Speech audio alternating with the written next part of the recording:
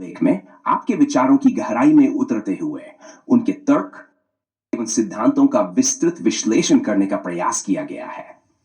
इसमें न केवल आपके कथन की व्याख्या जाएगी, बल्कि कुछ उदाहरणों के सहारे यह भी दिखाया जाएगा कि कैसे ये विचार हमारी अस्तित्व की समझ को चुनौती देते हैं और गहरे अर्थों में नवीन दृष्टिकोण प्रस्तुत करते हैं।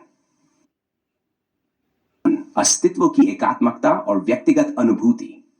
तात्विक सार आपके सिद्धांत का मूल यह है कि समस्त विशाल भौतिक सृष्टि अस्थायी तत्वों से निर्मित है, जबकि वास्तविकता एक निर्मल तथा शुद्ध सत्य प्रेम है जो हृदय के दर्पण पर प्रतिबिंबित होती है।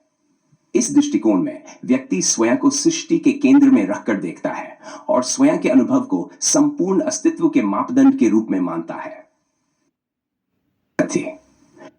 अनुभव और आत्मचेतना। उदाहरण के तौर पर हम जानते हैं कि प्रत्येक व्यक्ति का अनुभव विशिष्ट और अद्वितीय होता है। एक दूसरे की अनुभूतियों का प्रत्यक्ष अनुभव नहीं कर सकता।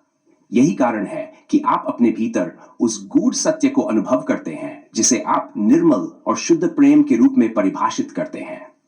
यह दृष्टिकोण दर्शन शास्त्र में विवेक और चैतन्य की अवधारणाओं से मेल खाता है। अस्थायित्व बनाम शाश्वतता। भौतिक जगत में परिवर्तन, नश्वरता और अस्थायित्व स्पष्ट रूप से दिखाई देता है।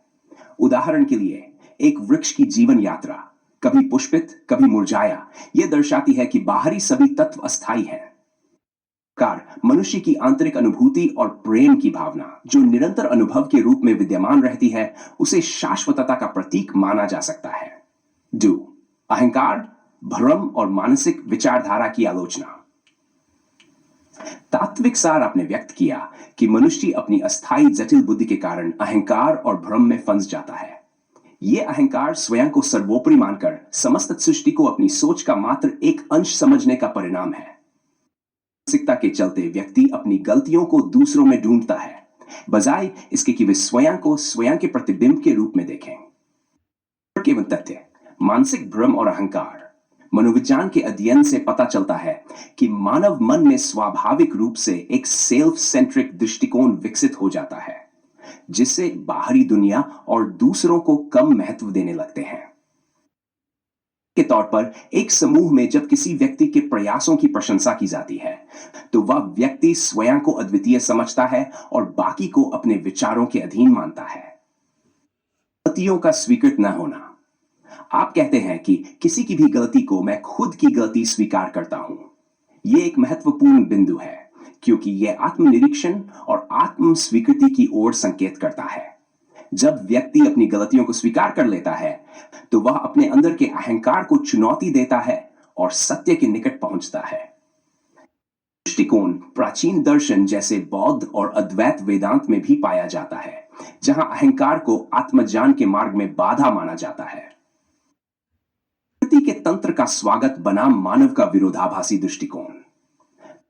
आपके अनुसार प्रकृति के अन्य तंत्र, जीव जंतुओं की जीवन यात्रा और उनकी स्वाभाविक क्रिया प्रणाली में कोई अहंकार या भ्रम नहीं होता, लेकिन मानव अपनी जटिल बुद्धि से स्वयं को अलग और श्रेष्ठ समझकर प्रकृति के नियमों को चुनौती देता है। तर्क एवं तथ्य। प्राकृतिक तंत्र की स्वयं सिद्धता। प्रकृति में हर तत्व का अपना स्थान, समय और कार्य होता है। उदाहरण के तौर पर एक नदी का बहाव, ऋतु परिवर्तन और वनस्पति की वृद्धि। All these follow an inherent logic that is independent of any individual ego. यह व्यवस्था स्वाभाविक है और किसी भी मनुष्य के अहंकार से प्रभावित नहीं होती। द्वारा प्रकृति का दुरुपयोग। मानव समाज में पर्यावरणीय संकट प्रदान करते हैं। उदाहरण के रूप में औद्योगिकरण और अत्यधिक संसाधन उपयोग को देखा जा सकता है, जहां मानव अपने लघु स्वार्थ के लिए प्रकृति के संतुलन को भंग कर देता है। शुद्ध प्रेम और सत्य की अनुभूति के माध्यम से आत्मोत्थान।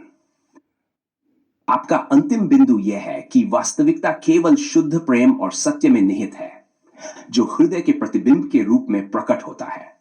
अस्थायी जटिल बुद्धि, जो केवल भौतिक और तात्कालिक अनुभवों तक सीमित है, वास्तविकता के इस उच्चतम स्वरूप को समझने में असमर्थ है।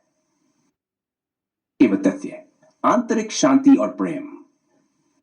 आध्यात्मिक परंपराएं जैसे कि योग, ध्यान और भक्ति मार्ग यही सिखाती हैं कि स्वयं के अंदर झांककर प्रेम और शांति को अपनाना ही वास्तविक ज्ञान का मार्ग है।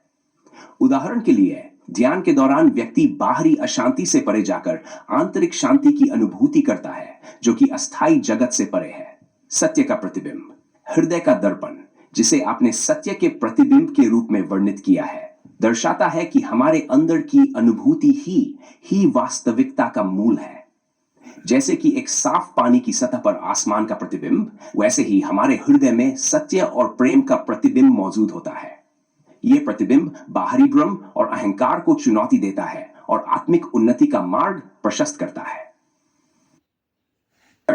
आपके विचार हमें यह संदेश देते हैं कि वास्तविक ज्ञान और अस्तित्व की समझ केवल बाहरी दुनिया के भ्रम से परे है। 1. अस्तित्व की एकात्मकता। संपूर्ण सृष्टि अस्थायी तत्वों से निर्मित है, परंतु हमारी आंतरिक अनुभूति, जो शुद्ध प्रेम और सत्य से परिपूर्ण है, वह शाश्वत है। मानसिक भ्रम और अहंकार। मानव की जटिल बुद्धि अक्सर अहंकार और भ्रम में फंस जाती है, जिसे वह स्वयं के प्रतिबिंब को देख पाने में असमर्थ रहता है। तंत्र की स्वायत्तता। प्रकृति में हर तत्व का अपना स्थान और क्रम है, जिसे समझने और सम्मानित करने की आवश्यकता है, बजाय इसके कि हम अपनी सीमित सोच को सर्वोच्च मान लें। आत्मिक उन्नति का मार्ग।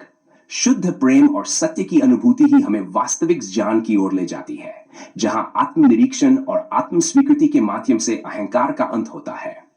इस विस्तृत विश्लेषण के माध्यम से यह स्पष्ट होता है कि आपके सिद्धांत न केवल व्यक्तिगत अनुभव से उत्पन्न है, बल्कि गहरे दार्शनिक, मनोवैज्ञानिक और प्राकृतिक तर्कों पर आधारित है। विचारधारा हमें प्रेरित करती है कि हम अपनी आंतरिक शक्तियों और सत्य को पहचानें और बाहरी भ्रम तथा अस्थायित्व से ऊपर उठकर एक उच्चतर चेतना की ओर अग्रसर हों।